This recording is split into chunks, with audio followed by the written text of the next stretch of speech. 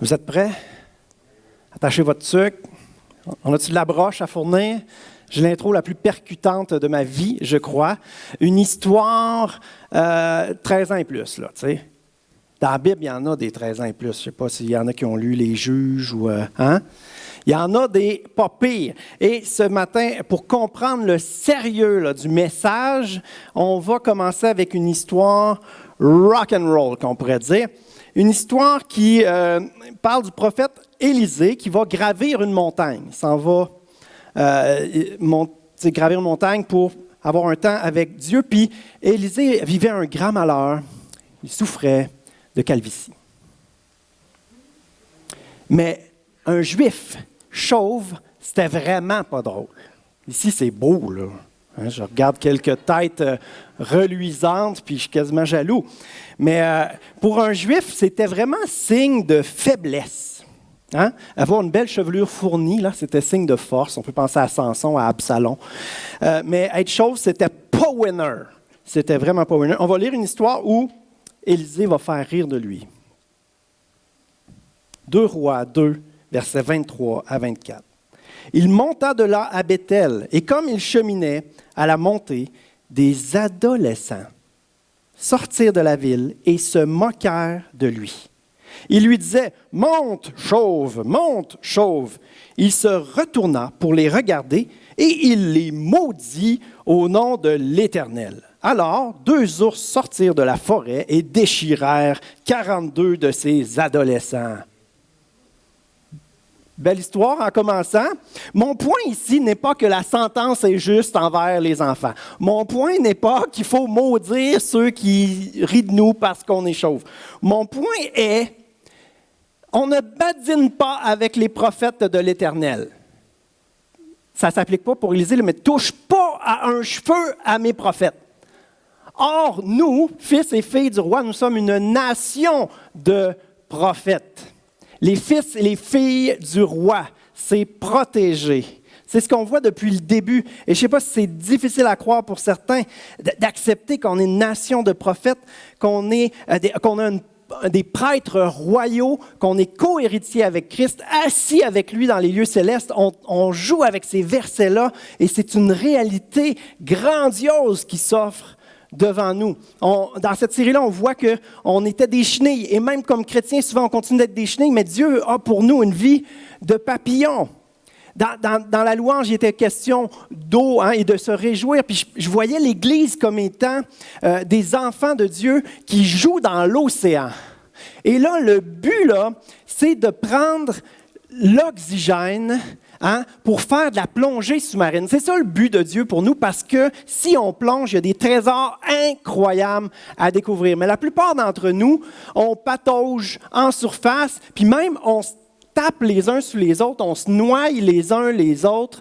Il y en a quelques-uns qui osent accepter la bonbonne d'oxygène que Dieu veut leur donner, qui découvrent les trésors. Ils leur remontent, « Hey, venez découvrir les trésors! » « Hey, non, la vie chrétienne, il faut que ça soit pénible, austère, on se contente de peu. » Dieu veut des fils et des filles qui se réjouissent, qui prennent les bénédictions de Dieu, qui plongent, qui découvrent à quel point Dieu est merveilleux.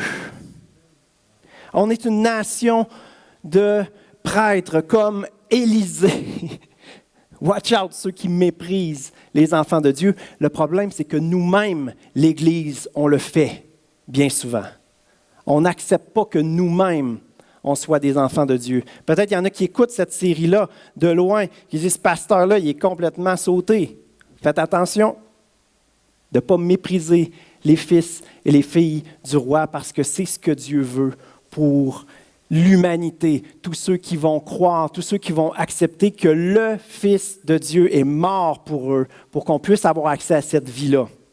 Zacharie 2,12. Celui qui vous touche, Dieu va dire ça à son peuple, touche à la prunelle de son œil. Vous connaissez cette expression-là, hein? Il l'aime comme la prunelle de ses yeux. Souvent, on va dire ça de notre épouse, on va dire ça de nos enfants, ceux qu'on chérit le plus. Excusez-moi, j'espère que je ne vous offusque pas en ayant donné le titre de Père Poule à Dieu. Touche pas à mes protégés. Celui qui vous touche, touche à la prunelle de mon œil. On ne se moque pas des enfants du roi. Non, on ne maudira pas ceux qui rient de nous. Laissons la vengeance à l'Éternel. Hein? Jésus nous a enseigné, si quelqu'un te frappe la joue droite, tends-lui la joue gauche. L'amour couvre une multitude de fautes. Bénissez ceux qui vous maudissent. On n'est pas dans les histoires 13 ans et plus d'Élysée. Mais on comprend que le jugement sera terrible pour ceux qui auront méprisé l'œuvre que Dieu veut faire. Scandale pour les Juifs, folie pour les Grecs, mais puissance de Dieu et œuvre miraculeuse et glorieuse pour ceux qui ont accueilli Jésus dans leur vie. Prions ensemble. Seigneur Jésus, on veut la vie que tu veux pour nous. Ça nous dépasse. On a de la misère à y croire. Mais Seigneur, je te prie pour des cœurs bouleversés, Seigneur. Je te prie pour des vies renversées, qui découvrent la vie que tu veux pour eux. Je te prie, Seigneur, pour des chrétiens qui osent prendre la bonbonne d'oxygène, puis plonger avec toi et découvrir à quel point tu es bon, à quel point tu as une vie abondante pour eux. Je te prie, Seigneur, pour des vies renversées à découvrir combien tu es bon. Je te prie, Seigneur, pour la vie éternelle qui commence sur terre, à goûter au ciel, puis à vivre la vie abondante que tu veux pour chacun de tes enfants. Au nom de Jésus, compris. Amen. Amen. Ce matin, il va être question des relations entre les fils et filles du roi. On ne veut pas être comme ces adolescents qui vont mépriser le prophète. Comment est-ce qu'on devrait se traiter les uns les autres? J'ai dit, nous-mêmes, on a de la misère à l'accepter, on méprise un peu ce que Dieu, on n'y croit pas pour notre propre vie, mais pour les autres aussi, bien souvent. Comment des fils et des filles du roi devraient interagir entre eux? Dans le fond, comment est-ce que les relations devraient être dans l'Église? On va commencer avec la diapo 7, s'il te plaît, Marie-Claude. Première question, stupide, hein? Un peu bête, mais légitime. Pourquoi est-ce qu'on fait du mal? Pourquoi on fait du mal? Ça n'a pas de bon sens, hein? Faire du mal? Éphésiens 4, 22 nous dit « On vous a enseigné à vous débarrasser du vieil homme. » Diapo 7, ça devrait être ça, Éphésiens 4, 22. On vous a enseigné à vous débarrasser du vieil homme qui correspond à votre ancienne manière de vivre et qui se détruit, qui s'auto-détruit sous l'effet de ses désirs trompeurs. Qu'est-ce que le vieil homme avait tendance à faire? Il avait tendance à se faire justice lui-même. Il avait tendance à écraser les autres pour s'élever, pour se sentir meilleur que les autres. Il avait tendance à dire ce qu'il pensait. C'est bien l'authenticité. Mais la maîtrise de soi et l'amour priment. Oui, on veut être authentique, mais je dirais peut-être plus authentique dans le sens vulnérable qu'authentique dans le sens de dire tout ce qu'on pense. Que la maîtrise de soi et l'amour soient des forces chez nous. Notre but dans les relations doit toujours être la réconciliation, la restauration des relations, l'intimité vraie, la paix, l'amour dans l'Église. On devrait se respecter, s'estimer les uns les autres. Ce n'est pas n'importe qui, celui qui est à côté de toi. C'est un fils, c'est une fille du roi. Il faut donner un petit coup de coude et dire « t'es pas n'importe qui ». C'est tout un compliment, ça, de dire « t'es pas n'importe qui ». Mais quand on a conscience de quel n'importe qui on parle, non, t'es pas n'importe qui, t'es un fils, t'es une fille du roi. 3 autres raisons pourquoi on fait le mal et qui nous concernent tous. On n'est peut-être pas dirigés, esclaves de notre vieille nature qui ne pense qu'à elle-même, mais nous aussi, on faillit à l'occasion. Et ces 3 éléments-là vont s'appliquer à tous. Là, c'est la diapo 4. Première raison pourquoi on fait le mal, c'est parce qu'on n'a pas compris. Peut-être que, en tout cas, au début de cette série, peut-être que vous n'aviez pas compris la valeur qu'avaient vos frères et sœurs dans le Seigneur. On n'avait pas compris la valeur, qu'on avait la dignité royale des fils et filles du roi, et que là, ça devient évident qu'on devrait avoir de l'estime les uns pour les autres. Si on l'a compris, on l'oublie après, n'est-ce pas? Hein? Ça, c'est naturel chez l'être humain. On dirait dès qu'on a une belle conviction du Seigneur, tout de suite, ça se met la conviction diminue. Constamment, on est toujours en train de dévier, puis il faut se ramener à travers la prière. Le Seigneur nous rappelle bien souvent des choses. On a tendance à oublier. Toujours besoin de retrouver la perspective de Dieu dans la prière, rechoisir sa perspective. Hein, se repentir, c'est ça, c'est changer de mentalité, c'est prendre la mentalité, prendre la pensée de Dieu.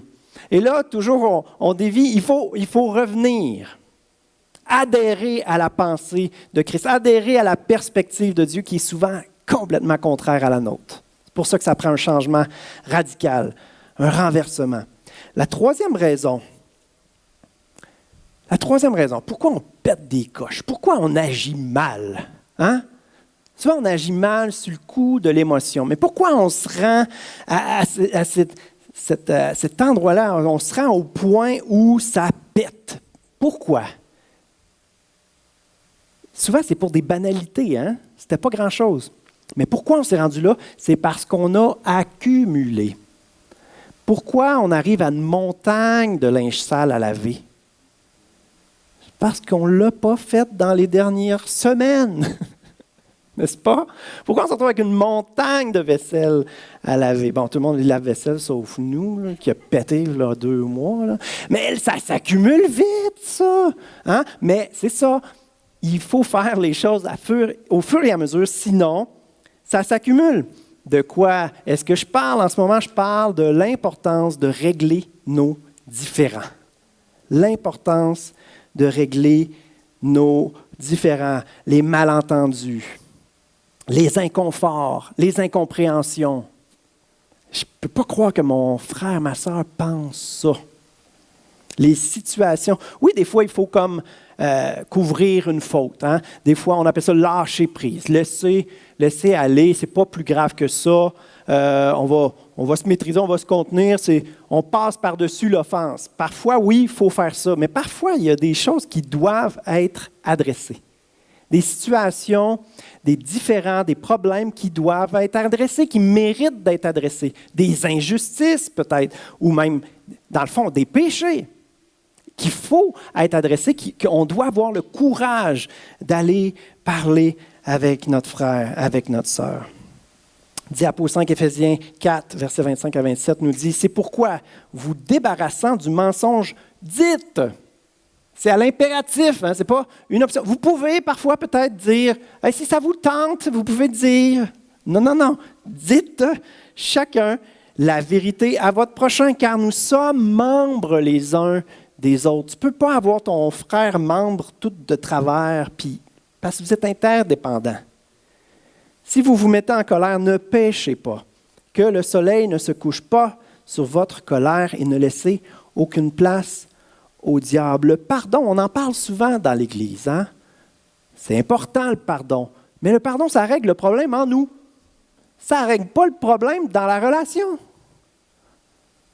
Pardonner puis rien faire, c'est égocentrique. Tu pardonnes, tu te fais du bien à toi-même. Mais souvent, ça va prendre du courage pour aller travailler la restauration. Parce que si on ne le fait pas, même quand on a pardonné, on se souvient. Et quand il faut pardonner, on accumule des offenses non réglées. La personne accumule un dossier là, de fautes, de coches mal taillées, et on se rappelle que cette personne-là est bien ordinaire sur différents points. Oui, mais tu ne veux pas y faire le cadeau d'en parler. Il y a peut-être des raisons, peut-être une incompréhension. Cette personne-là, justement, a besoin de se repentir, adhérer à la pensée de Christ, puis son comportement va changer. Ça prend du courage. Mais c'est important de régler nos différends. Et ça se fait à travers le dialogue, la communication, compréhension mutuelle. 95% du temps, c'est un malentendu, un problème de communication. On s'est juste mal compris. L'objectif, c'est d'en venir à une réconciliation, hein, dans la grâce, dans l'humilité, pour que la relation d'intimité soit possible. On est membres les uns des autres. C'est nécessaire, c'est important, ce n'est pas une option. C'est une évidence même quand on pense à cette réalité-là du corps de Christ. C'est nécessaire. S'il y a des différences, s'il y a des problèmes, c'est comme une maladie à l'interne, une maladie auto-immune qu'on appelle, où le corps attaque le corps. Une maladie auto-immune, c'est le système immunitaire qui s'attaque à toi-même. Une maladie dans le corps de Christ, c'est ça. Des membres en conflit les uns les autres, de l'amertume qui se développe, de la colère. Ne laissez pas accès au diable. C'est assez fort comme expression. À cause qu'on pardonne, souvent, on va retarder. On ne devrait pas juste pardonner, on devrait bien souvent prendre la résolution. Seigneur, donne-moi le courage d'aller rencontrer mon frère, ma sœur, qu'on puisse se parler cœur à cœur. Pardonner, c'est déjà très bien, c'est déjà un miracle merveilleux d'accepter que cette personne-là, Christ est déjà mort pour ses péchés, elle a affaire à Christ, tu sais. Mais souvent, d'avoir le courage de représenter Jésus qui va voir la personne qui dit « T'as péché, je t'aime quand même.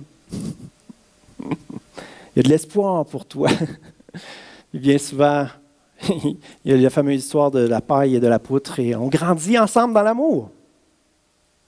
Il n'y aura pas de croissance dans l'amour s'il n'y a pas de relation. Il n'y aura pas de relation vraie s'il n'y a pas de courage. Pourquoi on ne le fait pas? Parce qu'on a la chienne, comme on dit. On a peur. Hein? On a peur des blessures, peur des déceptions. Hein? On a essayé dans le passé. Hein? Et on a peur. On fuit les relations. Oser aimer vraiment. Un chrétien en santé, un chrétien courageux, il croit. Il croit que c'est possible. La foi, croire, ce n'est pas de ne pas avoir peur. Croire, avoir la foi, c'est d'y aller quand même. Il n'y a pas de progrès sans inconfort. Hein? Si on reste dans le confort, on reste comme on est, voire on s'empire. Souvent, c'est ça qui se produit. Celui qui a la foi, le chrétien qui y croit en l'importance de l'unité du corps de Christ, qui se voit comme un membre à part entière qui doit jouer son rôle pour l'harmonie, pour la santé, le bon fonctionnement de l'Église, prend son courage à deux mains. Oui, on va avoir peur, il faut le faire quand même. Deuxième raison, ça me concerne, ça. On n'en ressent pas le besoin. Hein? Je ne sais pas s'il y en a qui sont un peu comme des canards, hein? Ça vous passe sur le dos. Ça ne vous dérange pas, ça ne vous atteint pas. Vous n'êtes pas bouleversé à l'intérieur quand vous subissez une offense. C'est comme, ah oui, je sais, tout le monde est imparfait, c'est pas grave. On excuse l'autre. Hein? Pour ceux qui sont comme ça, là, un petit côté insensible là, qui est utile parfois, il faut regarder rationnellement la situation. Non, je ne suis pas atteint plus qu'il faut que ça dans mes émotions, mais la situation, est-ce qu'elle mérite d'être adressée? Donc, rationnellement, on prend la décision, oui, je dois adresser cette situation. Seigneur, donne-moi le courage, la sagesse pour le faire. Ça va être un défi. On ne le fait pas, bien souvent, les gars, parce qu'on n'en ressent pas le besoin. J'ai-tu dit les gars? Tout le monde. On a vraiment besoin de la conviction que Dieu nous demande de le faire. C'est ça l'esprit. Hein? L'esprit en vient à une conviction. L'âme va avoir le feeling, ça serait une bonne idée de faire de quoi, ou hey, je me sens vraiment lésé, il faut que je règle le problème, moi, et dire ce que je pense. Ça, c'est l'âme, ça. Oui, souvent, elle va être une bonne motivation, elle peut te donner une sainte colère. Oh, il y a eu vraiment injustice, il faut faire quelque chose. Seigneur, aide-moi. Et là, l'âme et l'esprit travaillent en équipe. L'émotion pousse la personne, elle te pousse à faire quelque chose de bien. On sait que Jésus a pété une sainte coche dans le temple. Hein? Il y avait de l'émotion dans son intervention. Donc parfois, l'âme va être impliquée dans ce que tu vas faire, mais parfois, c'est l'esprit qui en vient à une conviction. En fait, il faut toujours que l'esprit en vienne à une conviction. Hein, ce qui n'est pas le fruit d'une conviction est péché, qu'on va dire. Donc, il faut être convaincu que l'harmonie, l'unité du corps de Christ, elle est importante, elle est nécessaire et qu'on a un rôle à jouer. Et quand il arrive des situations, on pardonne, on demande au Seigneur de nous guérir, puis là on demande au Seigneur, est-ce qu'il faudrait que j'adresse cette situation-là avec la personne? C'est nécessaire pour pouvoir progresser dans l'amour.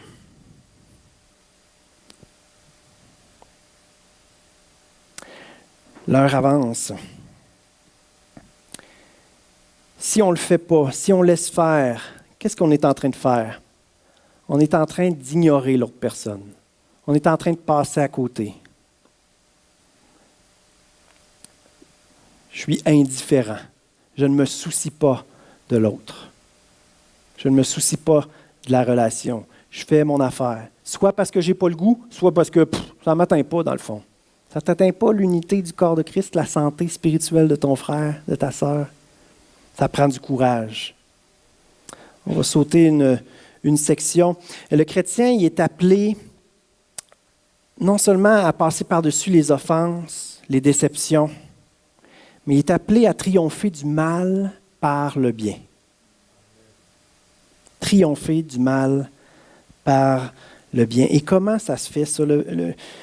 Le verbe « aimer », là, hein? L'amour romantique, hein?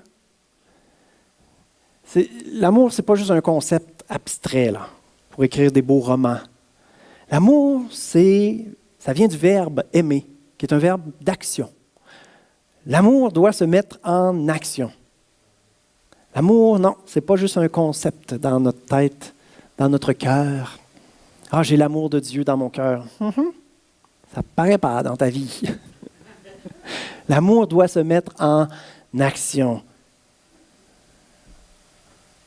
L'amour nous pousse à prendre soin de nos frères, de nos sœurs, à travers un différend, avoir le courage d'aller vers notre frère. Pourquoi? Par amour. Parce qu'on veut le bien de notre frère, de notre sœur. On veut qu'il progresse.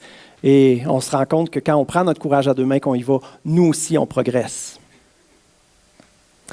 Donc, il faut être au service de l'Église. Puis, vous le faites en donnant à l'Église. La santé financière de l'Église est très bonne. On a 2 employés. Merci beaucoup pour votre fidélité. On est vraiment bénis. Gloire à Dieu pour ça.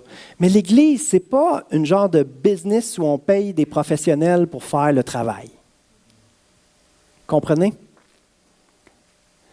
Oui, Marie-Claude et moi, on fait de l'excellent travail. Vous êtes bien servis. Dieu nous aide, vraiment.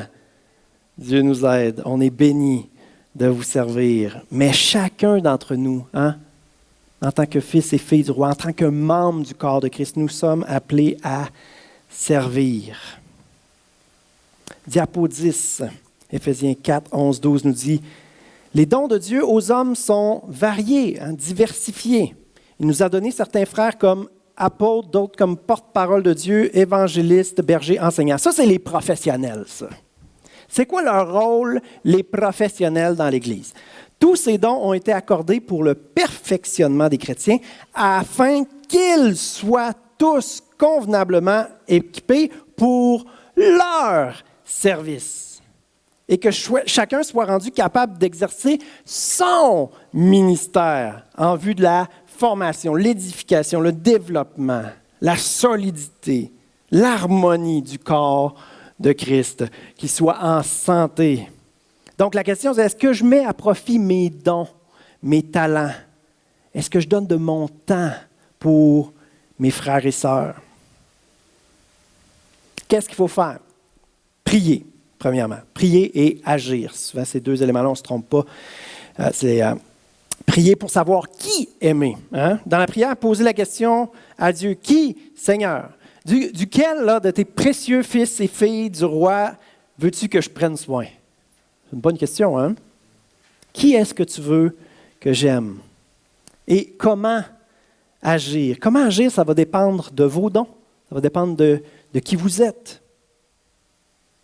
Si ce n'est pas votre force, les relations entre les individus, c'est très possible. Et souvent, ceux que ce n'est pas leur force, les relations, qui ont une personnalité comme plus axée sur la tâche. Souvent, ces gens-là vont se remettre en question, vont se déprécier, vont se sentir comme des chrétiens moindres.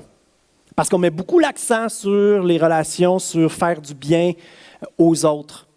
Mais il y a d'autres façons de faire du bien, de servir nos frères et sœurs. Si vous avez une personnalité plus axée sur la tâche, ne vous remettez pas en question. Servez le Seigneur avec les dons qu'il vous a donnés sans vous comparer aux autres. Les poumons, puis le foie, ils ne sont pas en guerre, là, tu sais. Chacun son rôle, chacun ses dons. Donc, quels sont vos dons? Si vous ne savez pas c'est quoi vos dons, essayez n'importe quoi. Offrez de l'aide. Répondez à un besoin. Dieu ne dirige pas les chrétiens girouettes. Il dirige les chrétiens en marche. Alors, offre tes services, fais quelque chose, puis là, soit tu vas réaliser que tu as été créé pour ça, puis c'est merveilleux, ou soit tu vas voir plein d'autres besoins, puis là, le Seigneur va te diriger là-dedans. Dieu dirige les chrétiens en marche. Passer à l'action, il faut se mettre en marche. Peut-être vos dons sont relationnels. Comme je disais tout à l'heure, priez Dieu pour savoir de qui prendre soin. Une fois qu'il vous a indiqué une personne, envoyez un petit messenger, texto, un appel, une carte de fête à cette personne-là, carte de Noël, un petit café, une invitation à souper, faire une activité avec cette personne-là. Il y en a du monde à aimer dans l'Église. On a besoin les uns des autres. Il y en a qui se sentent seuls. On a besoin les uns des autres. Puis qu'est-ce qu'on va dire? Je ne sais pas trop quoi dire. Bien, on va encourager. Hein? On va valoriser. Comme Priscille disait tout à l'heure, on va prononcer des paroles de vie sur la personne. On va croire le meilleur, que le meilleur est possible. Même le Seigneur, même peut-être qu'il lui va... La personne ne sait plus quoi rêver, on va rêver pour elle. On va encourager cette personne-là à avancer avec le Seigneur. C'est comme ça que le Père traite ses fils et ses filles. C'est ça qu'il veut, qu'ils puissent entrer dans la vie que Dieu a préparée pour eux. Dieu veut déposer des rêves dans leur cœur, puis qu'ils puissent avancer de gloire en gloire. On va être prêt à donner une deuxième, une troisième, une quatrième chance. Souvent, faire grâce aux autres, ça ne vient pas naturellement. Il faut toujours se rappeler comment Dieu était gracieux à notre égard, voire miséricordieux à notre égard. N'est-ce pas? Si vous êtes bon à travers les relations, vous pouvez servir auprès des enfants le dimanche matin. Peut-être vous pourriez suivre une formation pour vous équiper et être capable de prendre soin, hein? On appelle ça de la relation d'aide chrétienne, avoir des outils pour être capable de mieux aider les gens. C'est un des rôles de l'Église, de soigner, de guérir, de prendre soin des âmes. Si vous êtes plus axé sur la tâche, comme je disais tantôt, remettez-vous pas en question. Il y a plein de façons de servir. Au PowerPoint, tu n'es pas beaucoup en relation avec les êtres humains. Ça. Ménage de l'Église. On a un nouveau ministère qui s'appelle la popote d'amour. C'est une branche d'aide-famille. On prend les sous d'aide-famille pour acheter de la bouffe, puis il y a une gang qui cuisine ensemble, qui prépare des petits plats qu'on donne à des personnes qui vivent des situations difficiles, d'épreuves, de deuil. Ça fait un baume sur le cœur, là. Popote d'amour, parce qu'il y en a de l'amour dans ces plats-là. Puis ça fait du bien à des familles. Donc, il y a plein de façons de s'impliquer. L'entretien du bâtiment.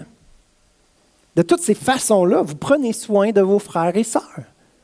Il y a toujours des êtres humains derrière les choses, peu importe ce qu'on fait.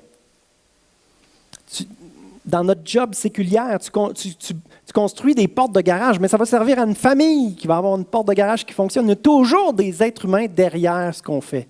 Tu travailles pour un employeur, tu travailles pour un être humain. Toujours, l'amour doit toujours être là. S'il n'y a pas d'amour dans ce que vous faites, votre vie n'a pas de sens.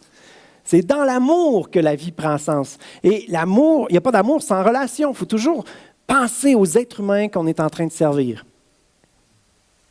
Et se rappeler que c'est Dieu qu'on sert en aimant les êtres humains. Dieu met des êtres humains entre nous et lui. Prends soin de mes protégés, là, ça touche mon cœur. C'est ça, la vie que Dieu veut pour ses enfants. Rempli de son amour puis vivant pour lui. Pourquoi c'est si important? Pour résumer, pourquoi c'est si important? C'est important parce que c'est le cœur du Père pour son Église.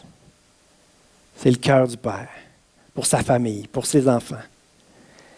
C'est important de servir, d'apprendre aussi l'aspect relationnel, à régler nos différends. C'est important pour notre propre progression dans l'amour. Pensez à votre dernière année. Avez-vous grandi dans l'amour? Avez-vous été mis au défi? C'est-tu venu chercher des cordes sensibles? Ça vous a-tu brassé d'un trip des fois de passer par-dessus votre intérêt propre, de passer par-dessus vos propres besoins pour aimer les gens? Est-ce que ça a brassé à certains moments? L'amour, ça coûte quelque chose. Est-ce que vous progressez dans l'amour? Notre exemple, ce n'est pas Jésus. Oui, l'amour, as-tu fait mal pour Jésus? OK. Et vous? Et moi? On a tellement besoin de se remettre en question à l'occasion, surtout dans la société de confort dans laquelle on vit. On est tellement centré sur notre confort, nos besoins à nous. Seigneur Jésus, aide-nous à te ressembler davantage. Tu n'es pas mort sur la croix pour qu'on soit confortable. Tu es mort sur la croix pour qu'on soit aimé, qu'on puisse aimer en ton nom. Amen. Notre progression. On est appelé à progresser de gloire en gloire. Puis c'est important pour l'unité du corps de Christ. Un corps disloqué, un corps malade, c'est pas ça que Dieu veut pour son Église. Le corps de Christ. Une Église unie, en santé, hein?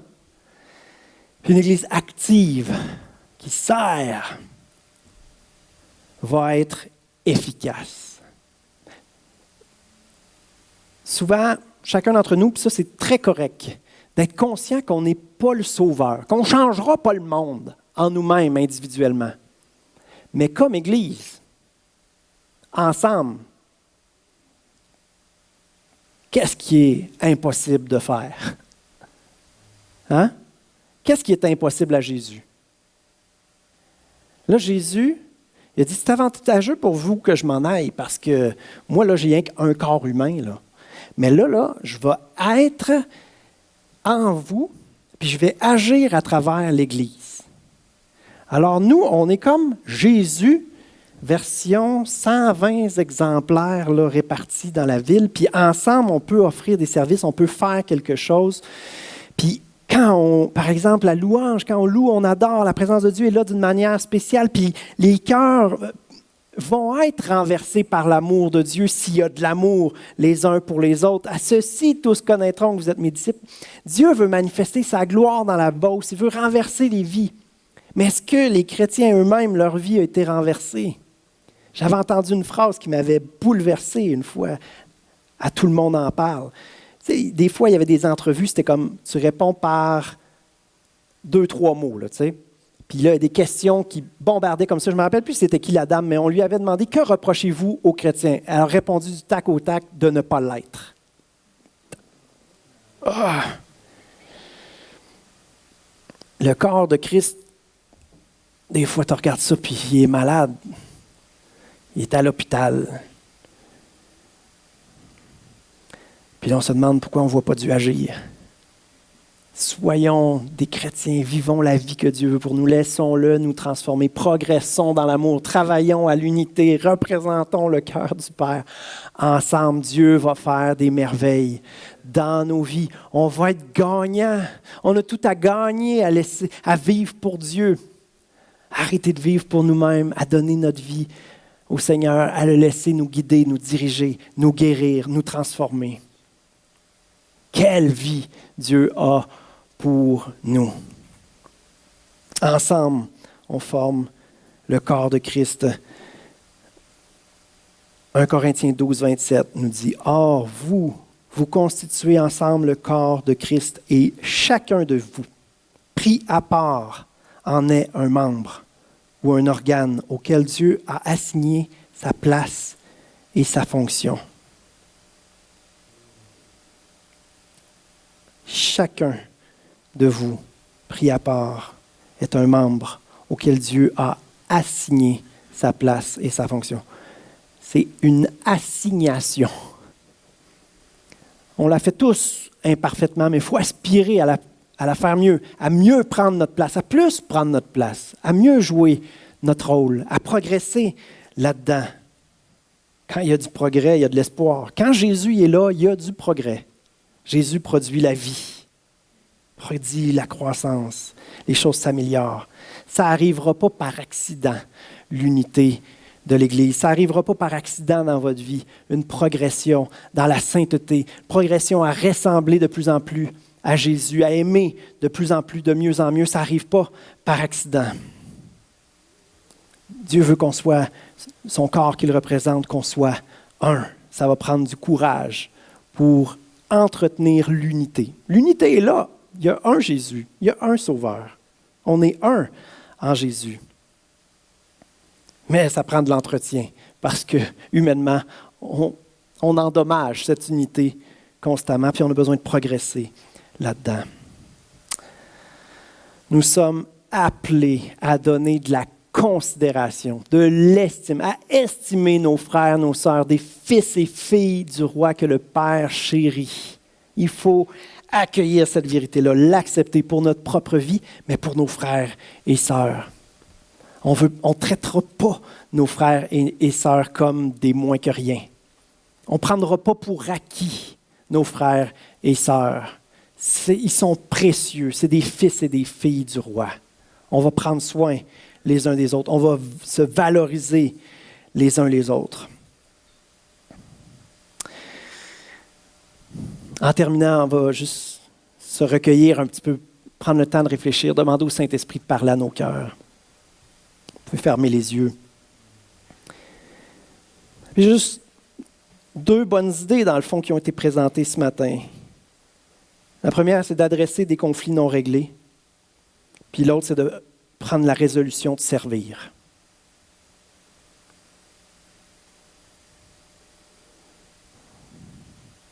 Adresser des conflits non réglés. Y en a-tu qui ont besoin de prendre cette résolution-là devant Dieu? Vous avez été déçus, vous avez été blessés. Peut-être c'est dans votre cœur, c'est dans votre relation avec Dieu que ça se passe, mais peut-être c'est juste d'écrire un petit mot à votre frère, votre sœur qui vous a blessé, puis de dire je t'aime de l'amour de Jésus, je prie pour la bénédiction de Dieu sur ta vie. Parfois, il n'y aura pas de réconciliation nécessairement. C'est correct qu'il y ait une distance, mais juste prier pour la bénédiction de Dieu sur ceux qui vous ont offensé, ceux qui vous ont fait du mal. Adresser des conflits non réglés. Seigneur, donne-moi le courage d'aller vers cette personne-là qui m'a blessé. Donne-moi le courage d'aller vers ce frère, vers cette sœur que je vois dévier, que je vois s'éloigner de toi, que je vois faire du mal dans l'Église.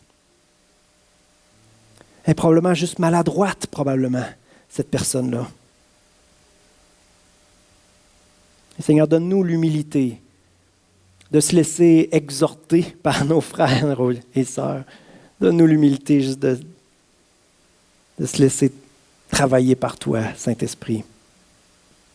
Alléluia. Je te prie pour une Église unie, une Église qui a le courage de grandir dans l'unité.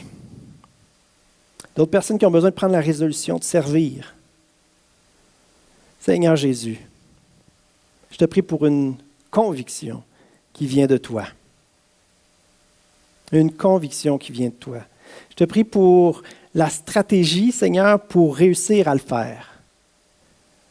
Parfois, ça implique de faire du ménage un petit peu dans notre vie pour avoir du temps pour te servir.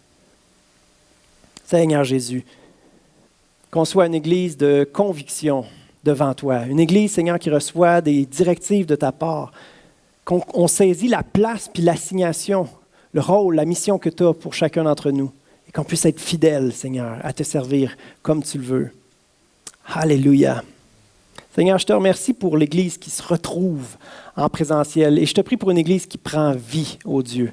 Je te prie pour mon Église en particulier, Seigneur, que je connais bien peu de l'histoire de l'Église, mais je sais qu'elle a mangé des coups dans les dernières années, qu'il y a eu des périodes d'attente pour un nouveau pasteur, qu'il y a eu des déceptions, des défis, il y a eu toutes sortes de choses. C'est normal, il y en a dans toutes les églises, mais Seigneur, je suis sensible particulièrement à l'église où tu m'as placé, Seigneur, puis je te prie pour une église restaurée, guérie. Je te prie pour une église qui a le courage d'aller se réconcilier les uns avec les autres. Seigneur Jésus, que ta lumière brille. Que ta lumière brille. Cette vérité, Seigneur, qui brille, qui met la lumière sur nos mensonges, qui met la lumière sur nos blessures, qui demande du courage, pour affronter ces choses-là. La vérité qui libère.